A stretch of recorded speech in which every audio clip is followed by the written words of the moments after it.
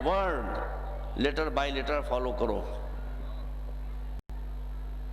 آپ اگر سرکاری نوکر ہیں تو گورنمنٹ سے آپ کا ایک معاہدہ ہو گیا کہ اتنے گھنٹے ہم کام کریں گے.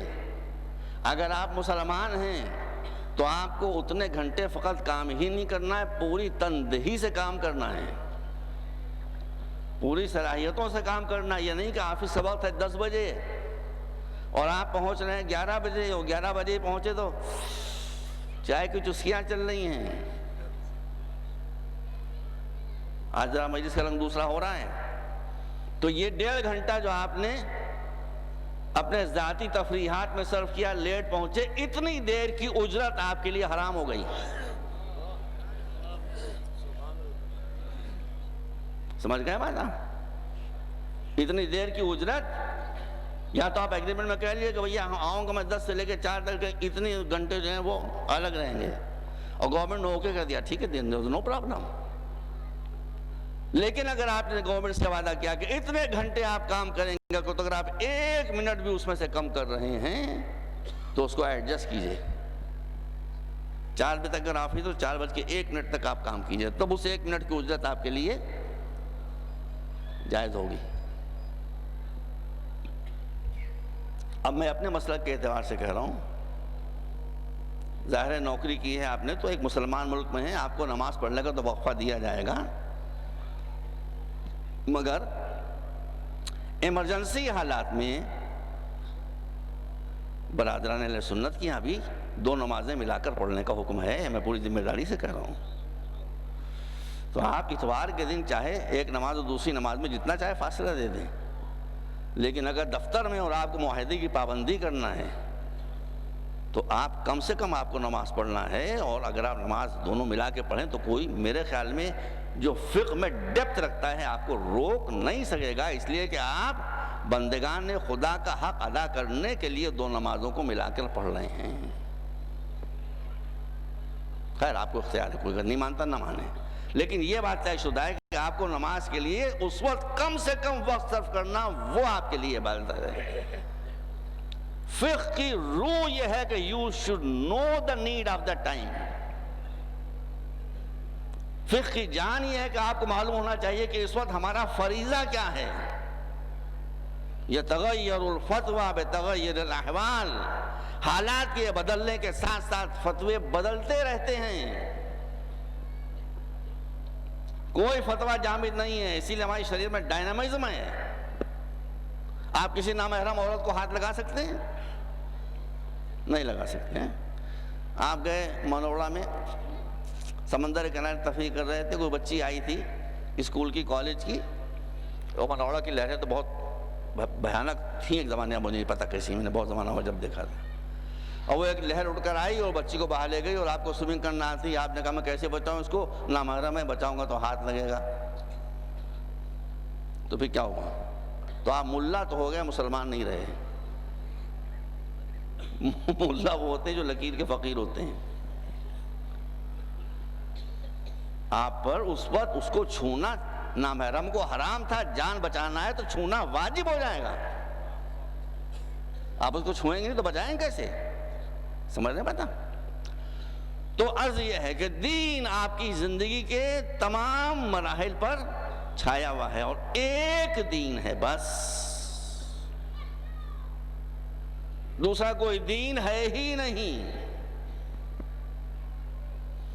اس کا ثبوت چاہیے آپ کو. گھڑی علیہ السلام کو دیکھیے کہاں جا رہی ہیں. بہت پھیل گیا ہے مضمون، پر میں سمیٹنے کی کوشش کر رہا ہوں. میں نے عرض کیا کہ دین ایک ہی ہے بس، دوسرا دین ہے ہی نہیں، اس لیے کہ خالق ایک ہے، دوسرا خالق ہے ہی نہیں. نیچر ایک ہے، دوسرا نیچر ہے ہی نہیں. اب ادیان و مذاہب تو بہت سے ہیں.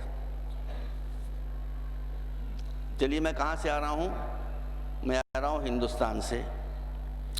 ہندوستان میں جو اکثریتی مذہب ہے اس کو کیا کہا جاتا ہے؟ ہندو مت. ہندو مت کہا جاتا ہے. ہمارے بھائی ہیں وہ، کوئی ایسی بات نہیں ہے. اگر وہ سن رہے ہیں تو سننے، میں تو جو بات ہے وہ کہہ رہا ہوں. ہندو مت، یہ ہندو کہاں سے نکلا؟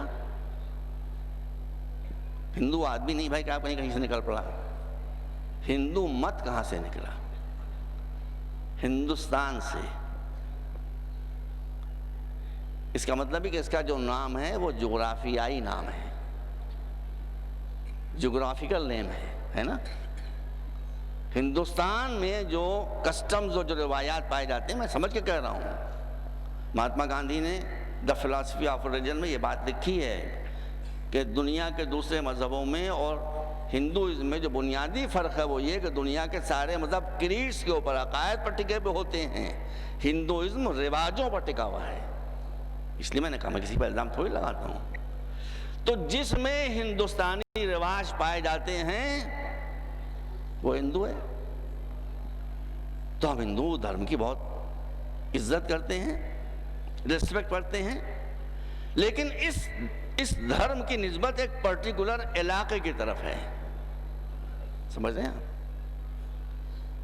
اس کے بعد ایک بہت بڑا مذہب ہے عیسائیت، کرسچینٹی. اس کی نسبت کدھر ہے؟ حضرت عیسیٰ کی طرف. انہی کو عیسیٰ کہتے ہیں، انہی کو کرائسٹ کہتے ہیں. جب آپ انگریزی میں کہیں گے تو اس سے بنے گا کرسچن، اور جب اردو فارسی عربی میں کہیں گے تو بنے گا عیسائی یا عیسائیت. کدھر نسبت ہے؟ ایک بہت محترم انسان کی طرف ہے نا. یہودیت، اس کو تو خیر بیان ہی نہیں کرنا چاہیے، اس لیے کہ یہودیت تو نسلی مذہب ہے. آپ اگر یہودی ہونا بھی چاہیں تو نہیں ہو سکتے، کوئی ہو ہی نہیں سکتا. یہ تو نسلی مذہب ہے. لیکن پھر بھی میں کہہ رہا ہوں یہودیت یہ کدھر منسوب ہے؟ ان کی ایک بزرگ شخصیت تھی یہودا، یہودا اس کی طرف منسوب ہے یہودیت. بدھزم کس کی طرف منسوب ہے؟ مہاتما گوتم بدھ کی طرف. ارے بھیا آپ بات کو سمجھیے. بدھزم منسوب ہے بدھا کی طرف، ہندوازم منسوب ہے ہندوستان ایک علاقے کی طرف، عیسائیت منسوب ہے حضرت عیسیٰ کی طرف، یہودیت منسوب ہے یہودا کی طرف، اور جو آپ کا ہمارا دین ہے وہ کیا ہے؟ اسلام. یہ کس طرح منسوب ہے؟ اسلام نسبت ہے ہی نہیں، یہ تو مصدر ہے. اس کے معنی ہوتے ہیں اپنے آپ کو سپرد کر دینا. کس کے سپرد کر دینا؟ بیوی کے نہیں. اپنے آپ کو اللہ کے سپرد کر دینا، یہ ہے اسلام. اسلام مصدر ہے. اپنے آپ کو اللہ کی مشیت کے سپرد کر دینا. اب آپ سمجھے اسلام ہی کیوں؟ نہیں سمجھے؟ ہم ہر مذہب کا احترام کرتے ہیں. عیسائیت بہت بڑی تعداد میں ہے، مگر اس مذہب کا نام کیا؟ عیسائیت، کرسچینٹی. تو اس کا مطلب یہ کہ یہ مذہب شروع ہوا ہے حضرت عیسیٰ سے. تو جب حضرت عیسیٰ سے شروع ہوا ہے تو جو لوگ حضرت عیسیٰ سے پہلے تھے وہ کیا کریں؟ وہ حضرت عیسیٰ تو آئے نہیں ابھی. تو اس کا مطلب ہے کہ یہ مذہب حضرت عیسیٰ کے بعد میں آنے والوں کا مذہب تو ہو سکتا ہے، مگر ان سے پہلے آنے والوں کا مذہب ہو ہی نہیں سکتا. اس لیے کہ حضرت عیسیٰ آئے ہی نہیں. گوتم بدھ، جب مہاتما گوتم بدھ تشریف لے آئے اس کے بعد سے ان کے ماننے والے بدھسٹ کہلائے جا سکتے ہیں، لیکن جو ان کے پہلے تھے وہ تو بدھسٹ ہو ہی نہیں سکتے. اس لیے کہ مہاتما گوتم بدھ کا وجود ہی نہیں ہے. یہودی اس وقت سے شروع میں جب یہودا آئے، اس سے پہلے کوئی یہودی ہونا بھی چاہے تو ہو ہی نہیں سکتا ہے. بھلا کیا آپ نے؟ اسلام کے معنی کیا ہیں؟ کہ اپنے کو اللہ کی مرضی کے سپرد کر دینا. اللہ کب سے ہے؟ جواب دیجئے مجھے، اللہ کب سے ہے؟ اس لیے میں کہہ رہا ہوں کہ کائنات کا دین صرف ایک ہے جس کا نام ہے اسلام. نام خود بتا رہے ہیں کہ کچھ مذہب علاقوں سے وابستہ ہیں، کچھ شخصیتوں سے وابستہ ہیں. علاقے محدود ہوتے ہیں، شخصیتیں فانی ہوتی ہیں اور حادث ہوتی ہیں. اسلام اب اللہ کے لیے تو جب و کب کا لفظ ہی نہیں آ سکتا. لیکن کوئی زمانہ آپ ایسا نہیں بتا سکتے کہ انسان ہو اور اس کے لیے مسلم ہونا ممکن نہ ہو۔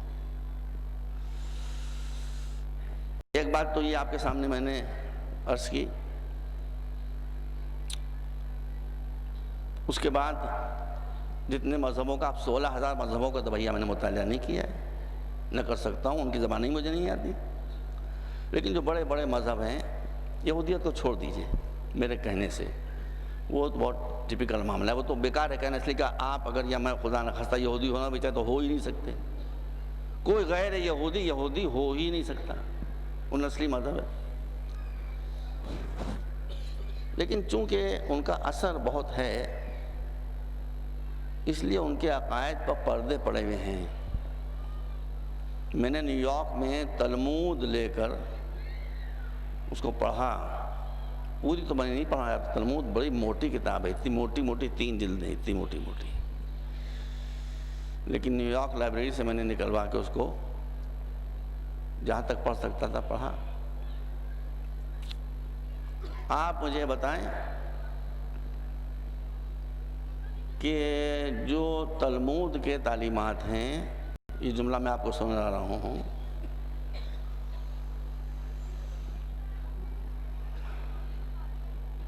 تلمود کہتی ہے، جو ان کی الہامی کتاب ہے، ریویلڈ بک ہے، یہودیوں سے خطاب کر کے، انگریزی میں ظاہر وہ ٹرانسلیشن ہے، یہ شاید یہی الفاظ ہیں کہ you are the selected nation of Yahuwah, the rest of the nation are just like cattle and goats, they have no rights whatsoever۔ اب انگریزی معلوم تو سمجھ ہی جاؤ، آگے بھی ہے، میں پڑھ سکتا ہوں لیکن وقت کم ہے، کہ اے بنی اسرائیل تم یہوہ یعنی اللہ کے چہیتے قوم ہو، محبوب قوم ہو، تم اس کے چہیتے ہو، اس نے تم کو منتخب کیا ہے۔ باقی جتنی قومیں ہیں وہ گائے بھینسوں بھیڑ بکریوں کی طرح سے ہیں، سمجھ رہے ہیں آپ؟ ہم گائے بھینس ہیں بھائی، آپ بھیڑ بکری ہیں، آپ بھائی جو بیٹھے ہیں آپ مرغا ہیں، آپ ہرن ہیں، آپ لومڑی ہیں، جتنی بھی قومیں ہیں وہ سب جانور ہیں۔ اور پھر وضاحت ہے اس کے بعد کہ جانور کا کوئی رائٹ ہی نہیں ہوتا، اس لیے چونکہ دوسری قومیں جانوروں کی حیثیت رکھتی ہیں اور تم اللہ کے محبوب قوم ہو، لہذا کسی کا کوئی رائٹ نہیں ہے۔ یہ کسی مذہب نے کہا ہی نہیں، بدترین مذہب نے بھی یہ بات نہیں کہی، کسی کا کوئی رائٹ نہیں ہے۔ تم ان سے جھوٹ بولو، تم ان کو دھوکہ دو، تم ان کی بچیوں کے ساتھ ریپ کرو، تم ان کو قتل کر دو، جانور کا کب کوئی رائٹ ہوتا ہے؟ لعنت خدا کی ان تعلیمات کے اوپر، اس سے تو ہندو بہتر ہے، اس سے تو کرسچنز بہتر ہے۔ اسی لیے میں کہا کہ ان کا آپ ذکر نہ کیجئے، وہ تو میرے پاس میں نے اچھی اسٹڈی کی ہے، وہ پھر میں انشاءاللہ کبھی آپ کے سامنے پڑھوں گا۔ تو ان کو تو آپ جانے دیجئے۔ اب ہندو مت، بدھزم، عیسائیت، ان تینوں میں بڑے اچھے مذہب ہیں، یہ ہم ان کی تعریف کرتے ہیں، قدر کرتے ہیں، ہم کو ان کو کرٹیسائز نہیں کر رہے ہیں، لیکن جو وہ خود کہہ رہے ہیں وہ ہم کہہ رہے ہیں۔ ان تینوں میں ایک کامن فیکٹر ہے۔ کامن فیکٹر کیا ہے؟ مشترکہ قدر کیا ہے؟ ترک دنیا۔ اگر اللہ کی خوشنودی چاہتے ہو تو اس دنیا کو چھوڑ دو۔ عیسائیت بھی یہی کہتی ہے، بدھزم بھی یہی کہتا ہے، وہ کہتے ہیں نروانا اس وقت تم کو نہیں مل سکتا ہے جب تک دنیا کو بالکل چھوڑ نہ دو۔ ہندو مذہب بھی مایا کا تصور ہمارے سامنے پیش کرتا ہے کہ یہ دنیا کچھ ہے ہی نہیں، بس ایک دھوکے کی ٹٹی ہے، اس کے قریب نہ جاؤ۔ عیسائیت کی بھی یہی تعریف ہے۔ رسل کی کتاب پڑھیں آپ، why I'm not a Christian, میں کرسچن کیوں نہیں ہوں؟ بہت پڑھا لکھا آدمی ہے رسل، معمولی آدمی تھوڑی ہے، ٹاپ کلاس کا آدمی ہے۔ وہ اپنی کتاب میں لکھتا ہے وائی ایم ناٹ کرسچن، میں کرسچن کیوں نہیں ہوں، میں نے کرسچینٹی کیوں چھوڑ دی؟ کہا کہ میں نے اس لیے کرسچینٹی چھوڑ دی، کرسچینٹی کی تعلیم یہ ہے کہ اگر آخرت کی نعمتیں حاصل کرنا چاہتے ہو تو دنیا کی نعمتوں کو چھوڑ دو۔ کیوں چھوڑ لوں میں؟ تو میں نے کہا اس سے بہتر ہے کہ میں عیسائیت ہی کو چھوڑ دوں۔ دیکھ لیا نا آپ نے، میں غلط تو نہیں کہا، میں تو ریفرنس سے ساری باتیں کی ہیں نا۔ ایک اسلام وہ دین ہے جو کہتا ہے اللہ نے تمہارے لیے دنیا کا دسترخوان بچھایا ہے، تو جب اس نے یہ دسترخوان تمہارے لیے بچھایا ہے، اگر وہ یہ چاہتا کہ تم خالی اس کو حسرت سے دیکھتے رہو مگر ہاتھ نہ بڑھاؤ، تو وہ یہ دل آزاری تمہاری کرنے کے لیے دسترخوان بچھاتا ہی کیوں؟ آپ اگر میرے یہاں لکھنؤ تشریف لائیں، آپ آئیں گے نہیں، مگر میں کہہ رہا ہوں کہ اگر آپ لکھنؤ تشریف لائیں اور میں لکھنؤ کی شیرمالیں، آپ نے تو کھائی ہیں، ٹنڈے کا کباب، ٹنڈا یہ کوئی ترکاری نہیں ہے بھائی، ٹنڈا آپ جانتے ہیں جس کا ہاتھ یہاں تک ہوتا ہے، اس کا ہاتھ کٹ گیا تھا، وہ جو بناتا ہے کباب، وہ ٹنڈے کباب کہلاتے ہیں۔ بہترین کباب ہے کھانے کے لائق، آپ کھا چکے ہیں، پوچھیے جی۔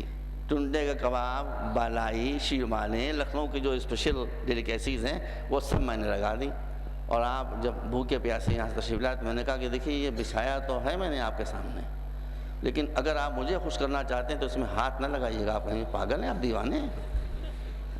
آپ بتائیے ذرا، میں تو کامن سینس کی بات کر رہا ہوں۔ بھائی بھی اللہ نے نعمتوں کا دسترخوان بچھایا کاہے کے لیے؟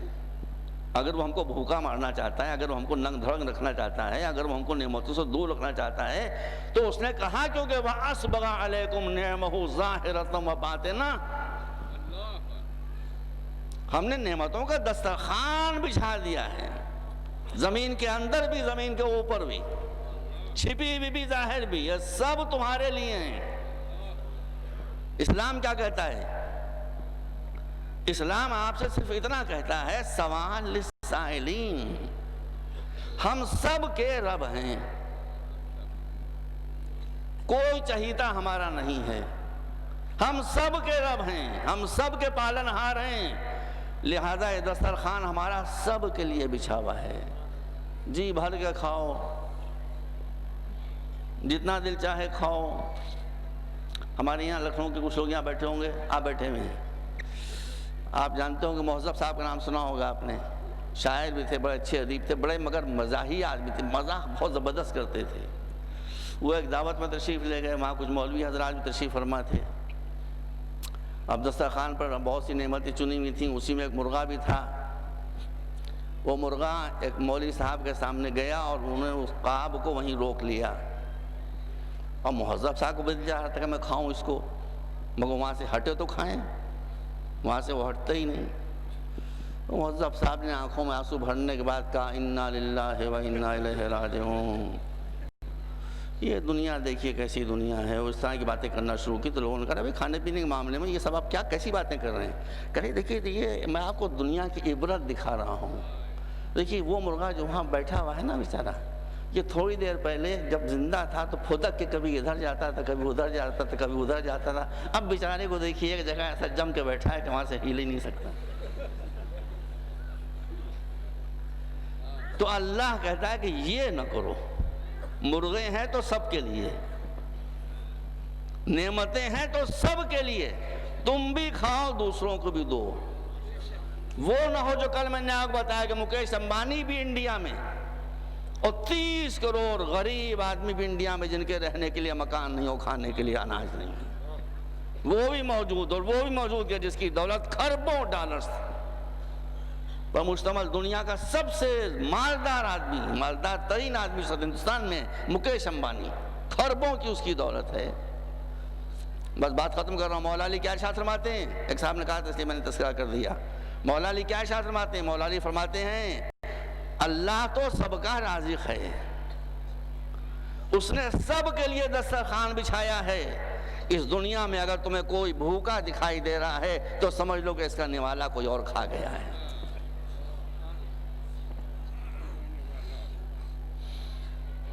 اس کا نوالا کوئی اور کھا گیا ہے۔ اور اسی بات کو ایک اور جگہ مولانا نے بیان فرمایا کہ میں گزر رہا تھا اور میں نے دیکھا ایک آدمی پیٹ پکڑے ہوئے کہہ رہا ہے ہائے ہائے ہائے ہائے، کروٹیں بدل رہا ہے۔ میں نے پوچھا کیا ہوا؟ کہا رات کو اتنا کھا گیا کہ ہضم نہیں ہوا، پیٹ میں درد ہو رہا ہے۔ کہا تھوڑی دیر کے بعد میرا گزر ایک دوسرے آدمی کی طرف سے ہوا، وہ بھی پیٹ پکڑے ہوئے کہہ رہا تھا ہائے ہائے ہائے ہائے۔ میں نے پوچھا تمہیں کیا ہو گیا؟ کہا کل سے کھانا نہیں ملا ہے، پیٹ میں درد ہو رہا ہے۔ آپ نے فرمایا کہ وہ بدہضمی کی وجہ سے جس کے پیٹ میں درد ہو رہا ہے، اگر وہ اس کا حصہ نہ کھاتا اور اس کا حصہ اس کو دے دیتا تو نہ اس کے پیٹ میں درد ہوتا نہ اس کے پیٹ میں درد ہوتا۔ یہ ہے اسلام کا سسٹم۔ اتنے ہی میں کہہ سکتا ہوں، میں کیا کروں، وقت نہیں رہ گیا ہے جی۔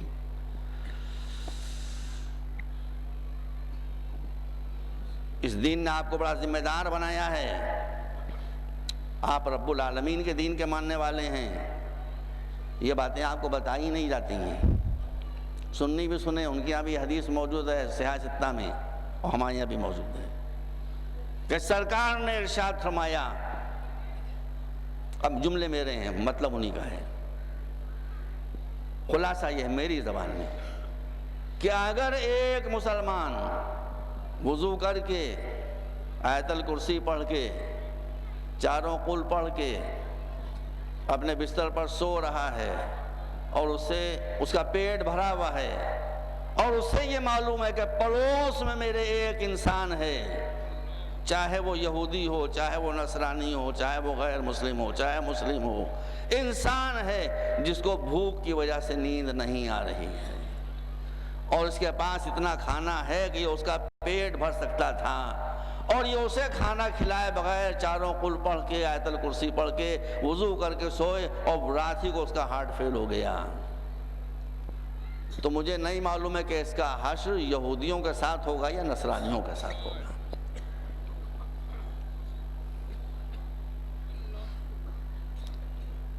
ہر مسلمان کا فریضہ ہے کہ وہ سماج سے، معاشرے سے غربت کو مٹائے۔ سرکار نے فرمایا ہے کاد الفقر ان یکون کفرا، فقر کے ڈانڈے کفر سے ملے ہوئے ہیں، غربت کی کڑیاں کفر سے ملی ہوئی ہیں۔ سمجھ لیں، آپ کی دو پرابلمز ہیں، بس میں اس موضوع کو تو کہوں گا، بس آخری لفظ ہیں دو۔ مولا علی، کون نہیں مانتا مولا علی کو؟ سنی نہیں مانتے؟ سب مانتے۔ دیکھیے طاہر القادری صاحب وہ کیسے فضائل پڑھ رہے ہیں کہ بھیا شیعہ بھی ایسے نہیں پڑھتے۔ سنیے روز، میری تقریر چاہے نہ سنیے مگر ان کی تقریر سنیے، دیکھیے آپ کیا فضائل پڑھ رہے ہیں اور کس عقیدت کے ساتھ پڑھ رہے ہیں۔ مگر مولا کیا فرماتے ہیں؟ مولا فرماتے ہیں، اللہ اکبر، یہ مولا کا ارشاد ہے، فرماتے ہیں کہ میں نے راہ الہی میں اللہ کے دشمنوں کو کم و بیش 10,000 کی تعداد میں قتل کیا، سنگل ہینڈڈلی، کہاں اپنے ہاتھ سے تقریباً 10,000 کو قتل کیا، مگر 2 ایسے دشمنان خدا ہیں کہ انہیں میں قتل نہیں کر سکا۔ اب کیا ہے؟ یہ حسرت ہے علی کی جسے مسلمانوں کو پورا کرنا ہے، جب بھی تو بیان کر رہے ہیں۔ فرماتے ہیں ان کو میں اس لیے قتل نہیں کر سکا کہ وہ کانکریٹ شکل میں نہیں تھے، مجسم شکل میں نہیں تھے، ورنہ ان کو بھی قتل کر دیتا، جس میں سے ایک ہے غربت اور ایک ہے جہالت۔ میں سارے سنیوں اور شیعوں کو جو مولا علی سے عقیدت رکھتے ہیں اور ان کے حکم کے آگے سمن و طاعتن کہتے ہیں، یہ دعوت دوں گا کہ آگے بڑھیے، پہلے ہم سب مل کر اس ملک سے غربت اور جہالت کو مٹائیں۔ یہی روٹ کاز ہے ساری پرابلمز کا، سمجھ رہے ہیں؟ اسی ظالمانہ نظام کو مٹانے کے لیے اسلام آیا تھا، بس باقی باتیں رہ گئی، اب میں کل انشاءاللہ دیکھوں گا، میں کیا کروں، میں نہیں سمیٹ پا رہا ہوں۔ اسی ظالمانہ نظام کو مٹانے کے لیے اسلام آیا تھا۔ المیہ یہ ہوا کہ جو لوگ اور جو خانوادے اور جو مختلف پیشوں سے وابستہ افراد زندگی بھر اسلام سے لڑتے رہے، مگر جب انہوں نے یہ دیکھا کہ اسلام آخر میں غالب ہو گیا تو مولا علی کا ارشاد ہے، میرا کہنا نہیں، ما اسلموا ولیکن استسلموا، انہوں نے اسلام قبول نہیں کیا، اسلام کی نقاب چہرے پر ڈال کر مسلمانوں کی صفوں میں آ گئے۔ اس میں کچھ لوگ وہ تھے کہ جب اسلام کی صفوں میں آئے اپنے جاہلی اقدار کو لیے ہوئے، تو کچھ نے سر پر پگڑی باندھ کر ملا کی شکل اختیار کر لی، کچھ نے سر پر تاج شاہی رکھ کر بادشاہ کی شکل اختیار کر لی۔ یہ ملائیت اور یہ ملوکیت، یہ ملوکیت اور یہ ملائیت، ان دو نے مل کر اسلام کے بیڑے کو غرق کر دیا۔ چاہے وہ شیعہ بادشاہ ہوں، شیعہ سننے کا مسئلہ یہاں تھوڑی ہے، بادشاہ کا کوئی مذہب ہی نہیں ہوتا۔ اور پھر نوبت یہاں تک پہنچی کہ حسین کو اٹھنا پڑا، اور حسین یہ کہتے ہوئے اٹھے۔ حسین نے جو فرمایا، خطبہ دیا، پڑھ لیں اور ماں سے پوچھ لیں۔ وہاں یہ نہیں ہے کہ لوگ نمازیں نہیں پڑھ رہے ہیں مجھے نماز پڑھوانا ہے، یہ نہیں ہے کہ لوگ روزے نہیں رکھ رہے ہیں مجھے روزے رکھوانا ہے، یہ نہیں ہے کہ لوگ حج نہیں کر رہے ہیں مجھے حج کروانا ہے۔ فرمایا ہے کہ جو رسول اللہ کے زمانے میں جاہلیت کے نام پر ظلم ہو رہا تھا، وہی اب اسلام کے نام پر ظلم ہو رہا ہے، اسے میں برداشت نہیں کر سکتا۔ اسی کو لے کر مسئلے پر حسین کربلا کے میدان میں آ گئے۔ آج آپ حسین کے کڑیل جوان شہزادے علی اکبر کا حال سنتے ہیں۔ ممکن ہے مجلس میں آج دو تین منٹ آگے بڑھ جائیں، اس لیے میں صاحب اب کم نہیں کر سکتا، لیکن 2-3 منٹ سے آگے نہیں بڑھیں گے۔ جب حسین کا پورا لشکر ختم ہو گیا، عباس بھی شہید ہو گئے، تو حسین کا یہ جوان بیٹا جب علی اکبر رخصت ہو کر چلے ہیں تو حسین نے فرمایا اللہم اشہد علی ہؤلاء القوم، پالنے والے تو دیکھ رہا ہے، تو گواہ رہنا کہ اب میرا وہ بچہ جا رہا ہے شہید ہونے کے لیے، اپنی جان دینے کے لیے، کہ جو صورت میں اور سیرت میں، رفتار اور گفتار میں میرے نانا کی تصویر تھا۔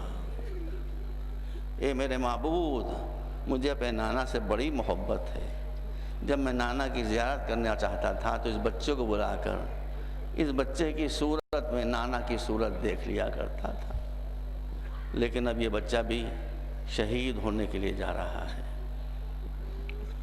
عزاداروں، علی اکبر گھوڑے پر سوار ہوئے، رکاب فرس پر زور دے کر کھڑے ہوئے، لشکر کے آخر میں بہت دور پسر سعد کو دیکھا، اور دیکھا کہ وہ ایک سنہری چھتری کے سائے میں کھڑا ہوا ہے۔ ایک دفعہ رخ کیا بابا کی طرف، کہا بابا وہ ظالم، وہ شقی سنہری چھتری کے سائے میں کھڑا ہوا ہے، اور رسول کا نواسا، علی کا بیٹا، فاطمہ کا لاڈلا چلچلاتی ہوئی دھوپ میں بھوکا پیاسا کھڑا ہوا ہے۔ یہ کہنے کے بعد گھوڑے کو ایڑ دی، گویا کہ نظر ہے اب پسر سعد کے اوپر کہ وہاں تک پہنچ جاؤں گا اور اس ملعون کو قتل کے بغیر مانوں گا نہیں، اور کوئی علی اکبر کے ارادے میں حارج نہیں ہو سکتا تھا۔ مگر وہاں تو مسئلہ یہ آ گیا کہ علی اکبر بڑی تیزی سے گھوڑا دوڑا کر چلے، اور تھوڑی دیر کے بعد علی اکبر نے محسوس کیا کوئی میرے پیچھے زمین پر گرا۔ جوش و شجاعت میں آگے بڑھے تھے، مگر محسوس ہوا کوئی میرے پیچھے گرا۔ گھوڑے کو روکا، پلٹ کر دیکھا بوڑھا باپ زمین پر گرا پڑا ہوا ہے۔ گھوڑے سے اتر کر آئے، کہا بابا آپ تو رخصت کر چکے تھے۔ کہا ہاں بیٹا تم صاحب اولاد نہیں ہو، تم احساس نہیں کر سکتے کہ ضعیف باپ کی گود سے اگر بچھڑ کر جوان بیٹا جا رہا ہو تو باپ کے دل پر کیا گزر رہی ہوگی۔ بہرحال عزاداران حسین، علی اکبر رخصت ہوئے، آ کر لشکر پر حملہ کیا۔ 3 دن کے بھوکے اور پیاسے تھے، مگر 120 آدمیوں کو قتل کیا، 120 آدمیوں کو قتل کیا، مگر اب خود بھی زخمی ہو گئے۔ زنا کی کڑیوں سے خون ابل رہا ہے۔ بابا کے پاس پلٹ کر آئے۔ آپ کو معلوم ہے کیوں آئے تھے؟ پانی لینے کے لیے آئے تھے کہ بہت پیاسا ہوں بابا۔ نہیں، ذرا سا 1 منٹ آپ توجہ رکھیں۔ یہ کون آیا ہے پانی کا سوال کرتا ہوا؟ حسین کا اپنا بیٹا، وہ بھی زخمی، ذرا ہی کڑیوں سے خون ابل رہا ہے۔ دیکھیے حسین کی جہاں اور اخلاقی بلندیاں تھیں، وہاں ایک اخلاقی بلندی یہ بھی تھی کہ یہ کسی کو پیاسا نہیں دیکھ سکتے تھے۔ یہ کسی کو پیاسا نہیں دیکھ سکتے تھے۔ آپ کو یاد ہے نا، حر جب آیا ہے تو دشمن تھا مگر پیاسا تھا، اس کو پانی پلا دیا۔ حر کے گھوڑوں کی زبانیں نکلی ہوئی تھی، ان کو پانی پلا دیا۔ آپ مجھے بتائیں کہ جو اپنے دشمن کے سپاہیوں کو، ان کے گھوڑوں کو پانی پلائے، جب اس کا بچہ خود آ کر پانی مانگ رہا ہوگا اور کہہ رہا ہوگا کہ بابا بہت پیاس لگی ہے۔ ایک واقعہ سن لیجئے، تب آپ کو اس منظر کی نزاکت کا اندازہ ہوگا۔ علی اکبر نے جب سے ہوش سنبھالا تھا، ایک ٹسل تھی، ایک کشمکش تھی جو باپ بیٹے میں چلتی رہتی تھی۔ کیا کشمکش؟ کشمکش یہ تھی کہ حسین علی اکبر سے بار بار کہتے تھے، بیٹا میں تمہارا باپ ہوں، اتنا پیارا بچہ ہے تو، میرا دل چاہتا ہے کہ تو مجھ سے کبھی کوئی شے مانگ تاکہ میں وہ شے تجھے دوں، میرا خون بڑھے گا، میں خوش ہوں گا۔ اور بچہ جواب دیتا تھا، ہاں بابا میں آپ سے ضرور مانگوں گا، اگر میری کوئی فرمائش میری پھوپھی پوری نہیں کریں گی تو آپ سے مانگ لوں گا، لیکن میری ہر فرمائش تو میری پھوپھی آپ کی بہن زینب پوری کر دیتی ہیں، میں آپ سے کیا مانگوں؟ 18 برس تک یہ کشمکش چلتی رہی۔ اب 18 برس کے بعد علی اکبر آ کر حسین سے کہتے ہیں، بابا آپ برابر کہتے رہتے تھے کہ میں آپ سے کچھ مانگوں، زندگی میں پہلی مرتبہ میں آپ سے مانگ رہا ہوں، بابا تھوڑا پانی، بابا تھوڑا پانی۔ اور حسین کی مظلومی ہے کہ حسین نے کہا، بیٹا پانی کہاں ممکن، اپنی زبان میرے دہن میں دو، زبان دہن میں دی اور گھبرا کر نکال لی۔ پھر امام نے ایک انگوٹھی دی اور کہا، جاؤ بیٹا آپ تمہارے نانا آب کوثر سے یوں سیراب کریں گے، پھر کبھی تمہیں پیاس نہیں لگے گی۔ علی اکبر آنے کے بعد پھر حملہ کیا، 80 آدمیوں کو پھر قتل کیا، لیکن اب سنان ابن انس کا نیزہ سینے کے پار ہو گیا۔ حسین کا جوان بیٹا گھوڑے پر ڈگمگایا اور اس کے بعد آواز دی کہ یا بتاؤ علیکم منی سلام، بابا میرا سلام ہے، آخر قبول کیجئے۔ عزاداروں میں پوری ذمہ داری کے ساتھ کہتا ہوں، یہاں بہت سے علماء جن کا علم مجھ سے زیادہ موجود ہیں، آپ ان سے تصدیق کروا لیں کہ جب بھی حسین کسی مجاہد نے حسین کو مدد کے لیے پکارا، حسین تیر کی طرح سے پہنچ گئے، تیر کی طرح سے پہنچ گئے، سر نہیں کاٹ پایا کوئی، کسی شہید کا سر نہیں کٹا۔ بس ایک علی اکبر کی منزل ہے کہ جب بچے نے کہا کہ بابا آئیے، تو حسین کا عالم یہ کہ کبھی ادھر جاتے ہیں، کبھی ادھر جاتے ہیں، کبھی گرتے ہیں، کبھی اٹھتے ہیں، کہہ رہے ہیں بیٹا بیٹا، پھر ایک مرتبہ آواز دو، پھر ایک مرتبہ آواز دو۔ یقین کرو مجھے آنکھوں سے کچھ دکھائی نہیں دے رہا ہے، میں کیسے تم تک پہنچوں؟ عزاداروں حسین علی اکبر کی لاش تک نہیں پہنچ سکتے تھے، مجلس ختم ہو رہی ہے، علی اکبر کی لاش تک نہیں پہنچ سکتے تھے۔ ہم حسین کی پوجا نہیں کرتے تو حسین گھوڑے کی پوجا کیا کریں گے بھائی؟ مگر ان گھوڑوں کی خدمتیں۔ حسین علی اکبر کے گھوڑے نے جب یہ دیکھا کہ حسین بیٹے کی لاش پر نہیں پہنچ پا رہے ہیں تو یہ گھوڑا دوڑتا ہوا آیا۔ آنے کے بعد حسین کی ابا کا دامن اپنے سوتن سے پکڑا، منہ میں پکڑا اور کھینچتا ہوا لے کر آیا اور لا کر بیٹے کی لاش تک پہنچا دیا۔ مسجداروں مجلس ختم، حسین سرانے بیٹھے، علی اکبر کے سینے سے برچی کھینچی، علی اکبر نے 2 ہچکیاں لیں اور دنیا سے رخصت ہو گئے، بس مجلس ختم۔ حسین جھک کر بچے کی لاش اٹھانا چاہی، مگر جھک تو گئے سیدھے نہ ہو سکے، علی اکبر کی لاش اٹھا نہ پائے۔ عزیزوں بس آخری جملہ عرض کر رہا ہوں، عزیزوں جب بھی کوئی مجاہد حسین کا گھوڑے سے گرا ہے تو اس نے حسین کو پکارا، عباس نے حسین کو پکارا، قاسم نے حسین کو پکارا، اور محمد نے حسین کو پکارا، حر نے حسین کو پکارا، حبیب نے حسین کو پکارا۔ یہ پہلا مرحلہ ہے کہ جب حسین پکار رہے ہیں کہ بچوں آؤ، آ کر میری مدد کرو، مجھ سے علی اکبر کی لاش نہیں اٹھ رہی ہے۔ معصوم بچوں نے آ کر علی اکبر کی لاش اٹھائی، پیچھے پیچھے حسین ماتم کرتے ہوئے، واہ محمد وعلیہ وسيعلم الذين ظلموا۔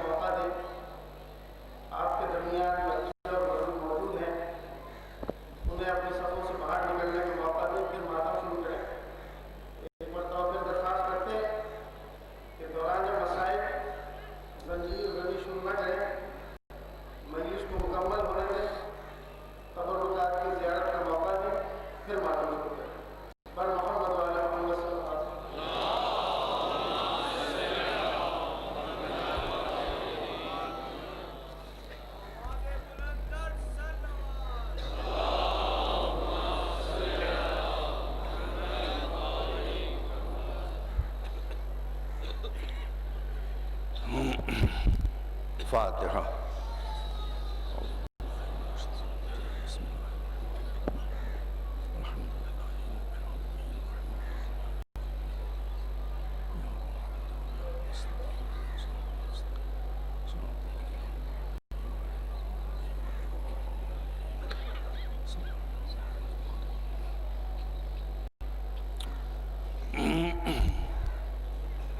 اعوذ باللہ السمیع العلیم من الشیطان اللعین الرجیم،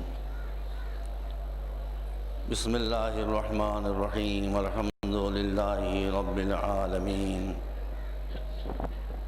والصلاة والسلام علی سیدنا و نبینا و شفیعنا بالقاسم محمد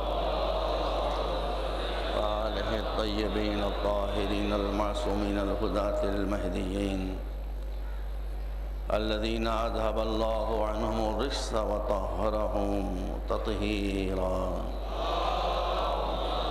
أما بعد، قال الله سبحانه تبارك وتعالى وهو أصدق الصادقين: أفغير دين الله يبغون وله أسلم من في السماوات والأرض طوعا وكرها وإليه يرجعون. صلوات محمد وآل محمد.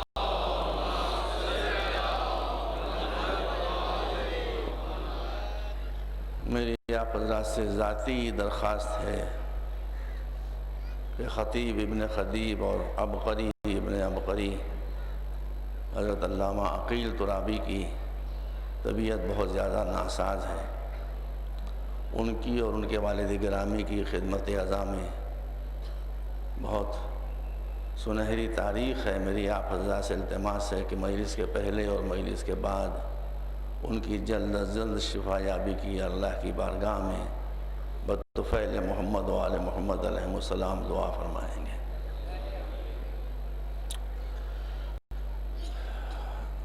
آج محرم الحرام کی 9 تاریخ ہو گئی. آیت وہی ہے جس کو آپ 11 دن سے سماعت فرما رہے ہیں. جو اللہ کا ارشاد فرماتا ہے کہ ساری کائنات تو ہمارے بنائے ہوئے قانون کی پیروی کر رہی ہے، یہ انسان کو کیا ہو گیا ہے؟ یہ انسان ہمارے بنائے ہوئے قانون پر چلنے سے کیوں اپنے آپ کو ادھر ادھر کر رہا ہے؟ کیا یہ نہیں جانتا ہے کہ اس کو آخر میں آج نہ صحیح تو کل پلٹ کر ہمارے ہی سامنے آنا ہے؟ عزیزوں، مضمون کو میں پوری طرح سے تو سمیٹ نہیں سکتا، لیکن کسی حد تک سمیٹنے کی کوشش کروں گا. پھر آج کی تاریخ کی بھی اپنی جگہ پر عظمت ہے اور اس کے تقاضے ہیں. جیسا کہ میں نے آپ کے سامنے عرض کیا کہ اللہ کا ایک ہی دین ہے جس کا نام ہے اسلام. اس کے علاوہ کوئی دین وہ ہم سے قبول نہیں کرے گا. ایک ہی دین ہے. ادیان لوگ استعمال کرتے ہیں جمع اس کی، لیکن قرآن نے کہیں ادیان کا لفظ استعمال نہیں کیا ہے. ہر جگہ اس نے دین ہی کا نام لیا ہے. اور میں نے آپ کے سامنے عرض کیا تھا یہ اس لیے کہ اللہ بھی ایک ہے، فطرت بھی ایک ہے. جب فطرت بھی ایک ہے تو دین بھی ایک ہی ہوگا. اس لیے کہ اسی فطرت کے تقاضوں کا جواب ہے دین، تو دین بھی ایک ہی ہوگا. لیکن جیسا کل میں نے آپ کے سامنے عرض کیا تھا کہ دین سے بھی زیادہ ضروری ہے دین کی معرفت. آج جو پرابلم ہمارے سامنے آ رہی ہیں، جو مشکلات ہمارے سامنے آ رہی ہیں، وہ یہ کہ دین کے نام پر جوش تو بہت ہے، لوگ جان دینے پر بھی تیار ہیں، مگر جو جان دینے پر تیار ہیں وہ دین کو سمجھنے پر تیار نہیں ہیں کہ دین چاہتا کیا ہے، کیا چاہتا ہے. ایک بات آپ کے سامنے عرض کر دوں، دین نے کبھی اس بات کی اجازت نہیں دی ہے کہ آپ اپنی عقل کو کنارے رکھ دیں اور جو کہے اس کو آپ مانتے چلے جائیں. اللہ ارشاد فرماتا ہے قرآن مجید میں کہ استبرأ الذین اتبعوا من الذین اتبعوا ورأوا العذاب وتقطعت بهم الاسباب. قیامت کے دن یہ ہوگا کہ وہ لوگ کہ جو بغیر سوچ سمجھ کے کچھ لوگوں کے پیچھے پیچھے ہو لیے تھے، جو انہوں نے کہا ان کا ہاں ٹھیک ہے، جو انہوں نے کہا ان کا ہاں ٹھیک ہے، اپنی عقل کو انہوں نے استعمال نہیں کیا، وہ ان سے کہیں گے جن کی پیروی میں وہ چل رہے تھے کہ اب ہماری کچھ مدد کرو، تو وہ معذرت کریں گے، وہ کہیں گے ہمیں اپنی ہی بچانے کی جان بچانے کی فکر ہے، ہمارا یہ انجام بہت خراب ہونے والا ہے کہ ہم نے بغیر عقل رکھے ہوئے تمہیں گمراہ کرنا شروع کر دیا اور تم گمراہ ہوتے چلے گئے۔ بولے تو فرمایا اب مسئلہ کیا ہوتا ہے، جب دین کی معرفت نہیں ہوتی ہے تو دین کی روح سے انسان دور ہو جاتا ہے، عجب عجب صورتیں سامنے آتی ہیں۔ میرے سامنے ایسی بھی صورتیں ہیں کہ جو مسجدوں سے قریب ہیں مگر خدا سے دور ہیں، ایسے بھی چہرے میں نے دیکھے ہیں کہ جو مسجدوں سے قریب ہیں مگر معبود سے دور ہیں، اور ایسے بھی چہرے میری نظروں کے سامنے ہیں کہ جن کا خیال ہے کہ وہ معبود سے قریب ہیں مگر وہ اس کے بندوں سے دور ہیں۔ اسلام میں کسی ایسی عبادت کا تصور نہیں ہے کہ جو آپ کو اس کے بندوں سے کاٹ دے، یہ بھی اسلام کی خصوصیت ہے اور سوال کا جواب ہے۔ اسلام میں کسی ایسی عبادت کی گنجائش نہیں ہے، اس کی گنجائش تو ہے کہ آپ اللہ کی یاد میں اتنا غرق ہو جائیں کہ اپنے آپ کو بھول جائیں، لیکن اس کی اجازت نہیں ہے کہ آپ اللہ کی راہ میں یوں غرق ہو جائیں اس کی عبادت میں کہ اس کے بندوں کو بھول جائیں۔ دونوں مثالیں آپ کے سامنے ہیں۔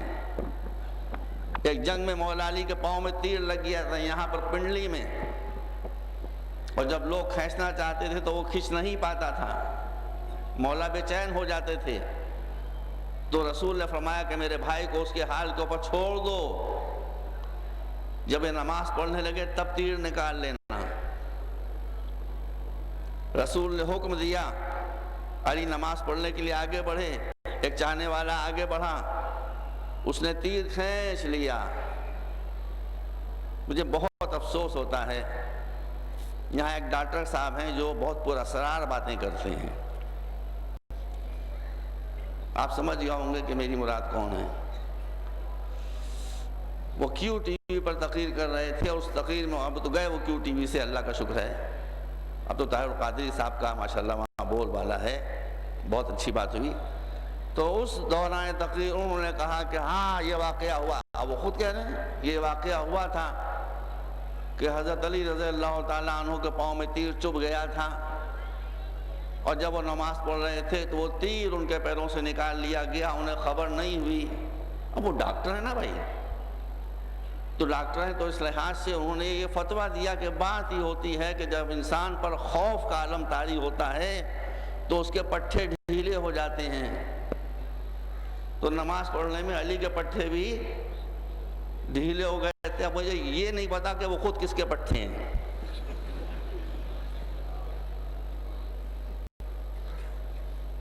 تو انہوں نے کہا کہ ان کے پٹھے، ہم پٹھوں کے ماننے والے نہیں ہیں، سمجھے آپ؟ تو علی کے پائے اقدس سے اگر یہی ہے تو میں کہتا ہوں اسپتال میں اینستھیزیا دینے کی ضرورت ہی نہیں ہے، آپ خود ہی پہنچ جائیے، آپ کی صورت اتنی بھیانک ہے کہ لوگ دیکھ کے آپ کو ڈر جائیں گے اور ان کے پٹھے ڈھیلے ہو جائیں گے اور آپ آپریشن کر لیجیے، قصہ ختم ہو گیا۔ کیسی حماقت کی لوگ باتیں کرتے ہیں، صرف دشمنی ہے اہل بیت میں کہ کہیں سے اس میں کوئی نکتہ لگا دیں۔ تو علی یاد الہی میں اتنا مستغرق کہ پاؤں سے چبھا ہوا تیر نکل گیا اور خبر نہ ہوئی، کیونکہ یہ عبادت اللہ کو پسند ہے کہ اللہ کی یاد میں انسان اپنے آپ کو بھول جائے۔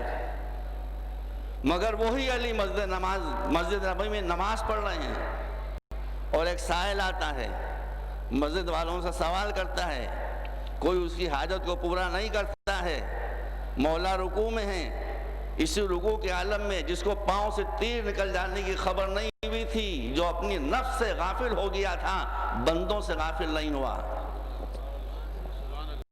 اس نے اشارہ کیا کہ میرے ہاتھ سے انگوٹھی اتار لو آ کر، مولا نے اشارہ کیا، وہ آیا، اس نے ہاتھ سے انگوٹھی اتار لی، اس پر اللہ نے کوئی عتاب نازل نہیں کیا کہ یہ کیسی نماز تھی تمہاری کہ تم نے بندے کی آواز سن لی. یہی بندے کی آواز سننا اللہ کو اتنا پسند آیا کہ اللہ نے اسی موقع پر تاج ولایت مولا کے سر پر رکھ دیا.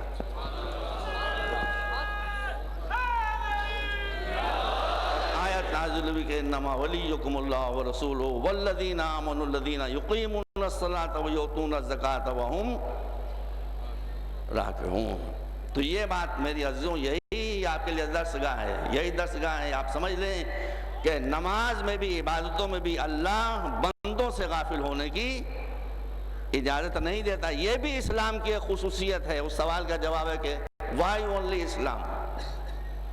اسلام وہ دین ہے کہ جو آپ اللہ کی جتنی بھی یاد کریں مگر اللہ کے بندوں سے جب تک اپنا رابطہ نہیں رکھیں گے, ان کی مشکلیں حل نہیں کریں گے, ان کے مسائل کو حل نہیں کریں گے, آپ کی عبادتیں وہ قبول نہیں کرے گا. نمبر ایک بات.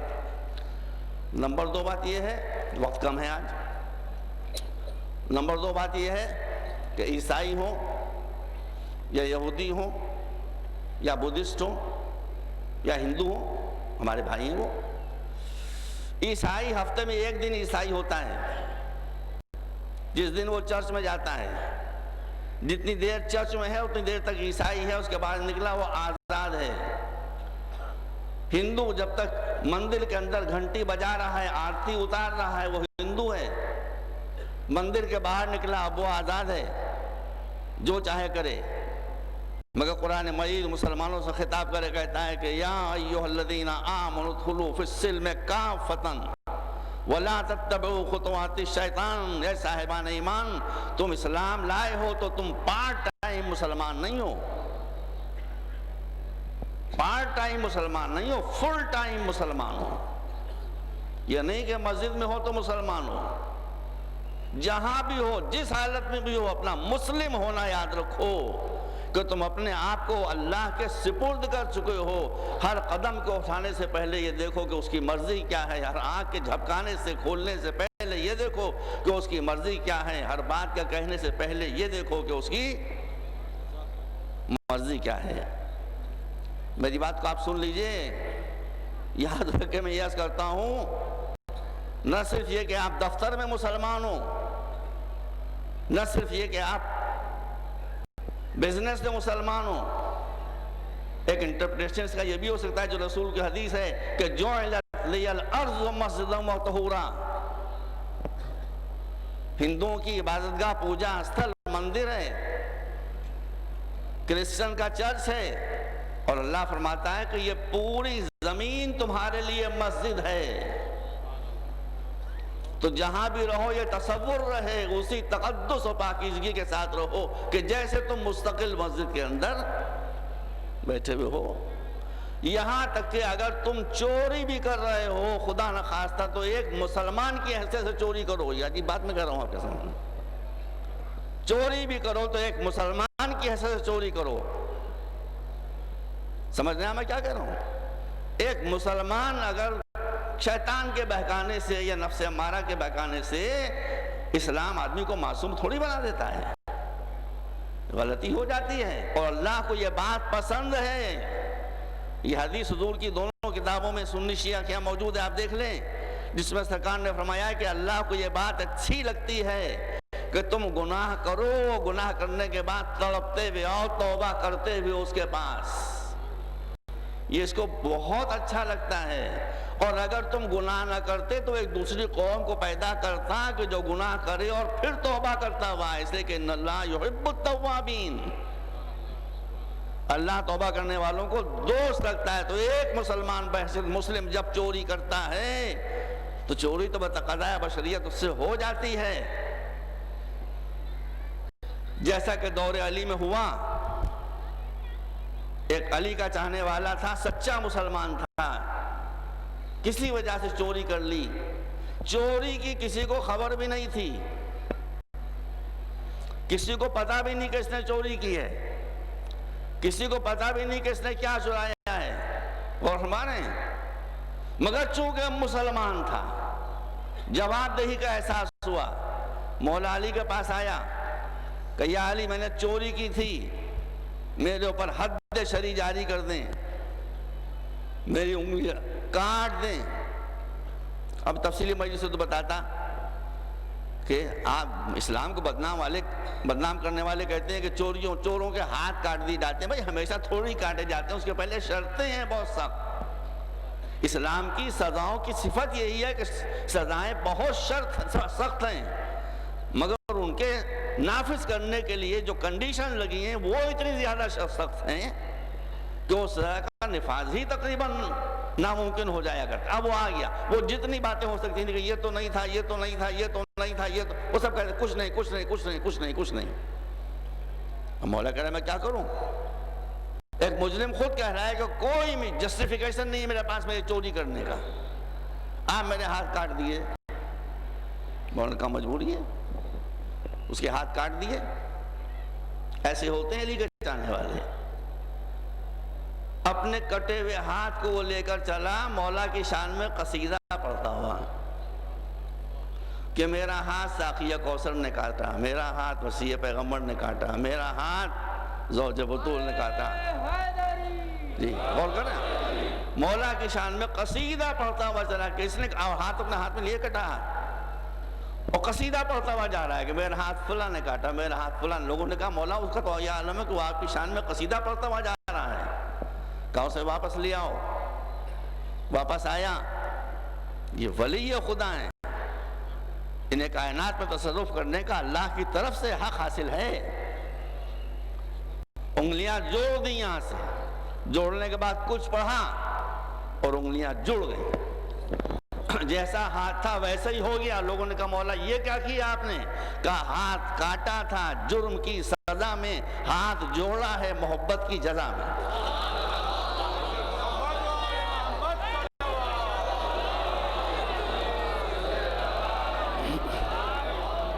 ایک مرتبہ صلوات بھیجیں آپ، پھر آج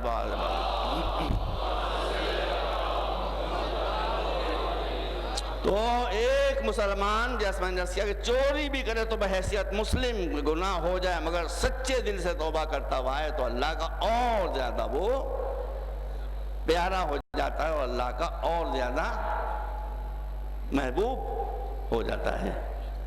تیسری بات، دوسرے مذہبوں کے مقابلے میں جیسا کہ میں نے کل عرض کیا تھا آپ کے سامنے کہ ہندو دھرم، عیسائیت، بدھزم، انہی کے بارے میں کچھ جانتا ہوں، یہودیت اس کا تو کوئی تذکرہ میں کرنا نہیں چاہتا۔ ان تینوں میں ترک دنیا پر زور ہے، یہی خصوصیت ہے اسلام کی کہ اگر آپ اتنے مقدس ہو گئے کہ آپ نے دنیا کو چھوڑ دیا تو اس کا مطلب ہے کہ آپ کو اسلام کی معرفت نہیں ہے۔ خوب ترقی کیجئے دنیا میں، خوب آگے بڑھیے، سائنس پڑھیے، ٹیکنالوجی پڑھیے، جتنا آپ کے پاس علم آتا جائے گا، سائنس آتی جائے گی، ٹیکنالوجی آتی جائے گی، اتنا ہی آپ دنیا سے بے نیاز ہوتے جائیں گے۔ ورنہ آپ کی مجبوری وہی ہوگی جو آج سعودی عرب کی مجبوری ہے کہ اسلحہ کوئی بیچ رہا ہے، ڈرا ڈرا کے دھمکا دھمکا کے، اور وہ خرید رہے ہیں۔ آج اگر مسلمانوں کے پاس خود ٹیکنالوجی ہوتی تو ان کو کیا ضرورت پڑی تھی کسی سے خود، اور جن کے پاس ہے وہ بنا رہے ہیں۔ تو اسلام میں ترک دنیا نہیں ہے۔ پھر اسلام میں کیا ہے؟ اسلام تو آپ کو ابھی یہاں دکھائی دے رہا ہے، یہی ہے اسلام میں۔ میں آ رہا تھا، کتنی سبیلیں لگی ہوئی تھیں، خدا ان سبیلیں لگانے والوں کو زندہ رکھے۔ یہ سبیلیں لگانے والے جو عزاداروں کو چائے پلا رہے ہیں، پانی پلا رہے ہیں، میرے معبود ساقیہ کوثر ان کو اپنے ہاتھ سے جام کوثر پلائیں۔ کوئی کمی ہے؟ ہزار آدمی چائے پی رہے ہیں، سب پی رہے ہیں، کوئی رکاوٹ تو نہیں ہے۔ خدا نہ خواستہ بطور مثال میں کہا، خدا نہ خواستہ ہے 20-25 آدمی آ کے وہ جو مرکزی سبیل ہے وہاں پر قبضہ کر کے بیٹھ جائیں کہ ہم کسی کو چائے نہیں پینے دیں گے۔ پھر اگر وہ چائے پی کے چلے جاتے تو عزادار ہوتے، اگر چائے کی سبیل پر قبضہ کر کے بیٹھ گئے اور دوسروں کو چائے پینے سے روک دیا تو جفاکار ہو گئے۔